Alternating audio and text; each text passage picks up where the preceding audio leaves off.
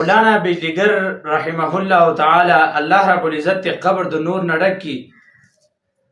هغه ویلي وی لس کاله بعد به تاسو دا خلک وینئ دا جنکۍ دا هلکان دا بډمانې دغه ډېر مخکې ویلي تاسو اوس وګورئ دې ته. ګوره دا انسان ولې داسې کوي؟ انسان ولې ځان داسې شی جوړ کوي؟ جینۍ کله جوړوي، کله یو شی کله بل. دا ولې کوي؟ دا د دوه وجو نه کوي. دوه وجې دوه ریزنز داسې دي چې انسان په دې باندې مجبوره کوي چې دا کار وکړه. یو کار دا دی چې کله الله رب العزت ته انسان نه عقل واخلي. عقل داسې عقل دی والي، یو خو داسې عقل دی چې موږ پېژنو چې دا اوبه دي، دا روټۍ ده، دا موسم ګرم دی، دا یخ دی، دا موږ په دې ته یو عقل، دا عقل دی. یو ته ویل کېږي عقل سلیم، داسې عقل چې ته پې ښه او خراب وپېژنې.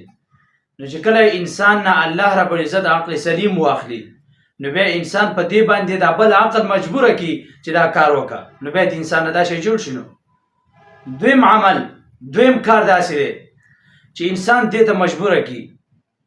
انسان بعضې وخت کې خواهش داسې چې زه یو غټ کس وې، زه مشهور وې، زه داسې وې، زه داسې وې. دا انسان خواهش دی. نو چې کله انسان دا خواهش وکړي نو دې لپاره بیا څه کوي؟ نو ځینې خلک په صحیح طریقه باندې، په لا پول طریقه چې کوم ته جایز طریقه ویل کېږي، په هغه طریقه باندې څوک ځان محنت کوي، کوشش کوي ځان مشهوروي. یو داسې طریقه ده چې هغه د الله رب العزت ته طرفه ناجایز وي، حرام وي. نو دا شیطان دا انسان پسې ولګي، دومره مجبوره کړي چې بیا انسان کله ځانه جینۍ جوړه کړي، کله ځانه یو شی جوړ کړي، کله ځانه بل شی جوړ کړي، تر دې پورې چې ځان په یوه طریقه باندې مشهوروي. څوک ځان بربنډ کړي. تاسې ګورئ د دوه وجو نه چې کله الله رب العزت انسان نه عقل سلیم واخلي، کله د شیطان زور سوا شي، نو بیا د انسان نه دا شی جوړ شي. او بل آخري خبره ته کوم، پیغمبر علیه الصلاة والسلام فرمایي، مشکات شریف کې حدیث مبارک دی، وایي قیامت په ورځ باندې به سوری نه وي، صرف سوری به د الله رب العزت وي، د عرش سوری به وي، نور سوری به نه وي، نور به یوه نیزه رانږدې شوی. په دغه حالت کې به اووه کسان دا د عرش د لاندې ولاړ وي، اووه قسمه خلک، اووه قومونه، اووه قسمه خلک، دا به د عرش د الله رب العزت لاندې ولاړ وي. یو کس پکې هغه دی رجل شاب نشأ فی عبادت الله. یو کس هغه دی چې دا د الله رب العزت په عبادت کې پیدا شه، زندگی تیره کړه، بوډا شه، د دنیا نه لاړې، داسې زندگی د الله په عبادت کې تیره کړه. دا کس په د قیامت په ورځ باندې د الله د عرش د لاندې. لکه مثال په طور باندې یو سړی دی، دا پیدا شه، دا چې کله غټ شه نو ته ږیره راله، ږیره ده پرېغوسته، بیا په ځوانۍ کې مړه ده ږیره ده، بوډاتوب کې مړه ده ږیره ده، چې کله د دنیا نه ځي د ږیره شته دی. دې ته ویل کېږي چې دا د الله رب العزت په عبادت کې دا مسلمان پیدا شه چې ږیرې راله نو پرېغوستې، غټه شوه، مړ شه په هغه حالت کې. دا کس به د قیامت په ورځ باندې د عرش د سوري د لاندې.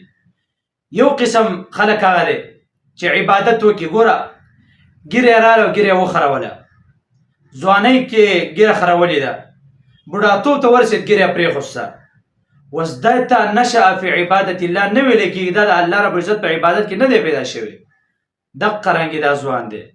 ګوره دا به عبادت کوي، دا به نیک بل یو داسې نیک عمل کوي، خو لیکن دا یو سټایل چې کوم د جنکو په طرز یې دا کوم کار کلی دی، دا کس خو دا ویډیو ډیلیټ هم کړي اوس، نو نور خلکو هم اپلوډ کړي، دا ویډیو به تر قیامت ورځې پورې چلیږي. نو ته به آیا د الله د عرش د لاندې سوري ودرېږي؟ هرګز نشي ودرېدی. دغه رنګې هر یو کس له پکار دی، هر یو کس له چې خپلې آیډۍ نه، دغه رنګې د خپل پرسنل لایف کې، دغه رنګې سوشل لایف کې داسې کارونه وکړي چې هغه د الله رب العزت د پیغمبر علیه الصلاة والسلام د احکامو د الله رب العزت چې کوم قرآن نازل کړي د هغه د ماتحت دي، د هغه د روز موافق وي، نو بیا الله رب العزت هم د انسان نه ناراضه کېږي. یو بل حدیث مبارک کې راځي، من تشبه بقوم فهو منهم. کم یو کس چې د بل قوم مشابهت اختیار کړي د قیامت پر ورځ به د هغوی سره نو ته اوس ووایه چې دا مشابهت دی که نه دی دا د جنکو طرز دی که نه دی او د مسلمانۍ چې کومې مسلمانۍ طرز عمل دی د جنکو دپاره د زنانو دپاره هغه پرده ده دا د غیر مسلمو سټایل دی نو الله دې نه کړي الله دې نه کړي چې دا کس سټایل کوي او الله رب العزت تر قیامت پر ورځ باندې چې وایي زه هلته غیر مسلمو سره ودرېږه ته چې کوم سټایلونه به دې کول دا غیر مسلمو دا څومره تباهي ذریعه ده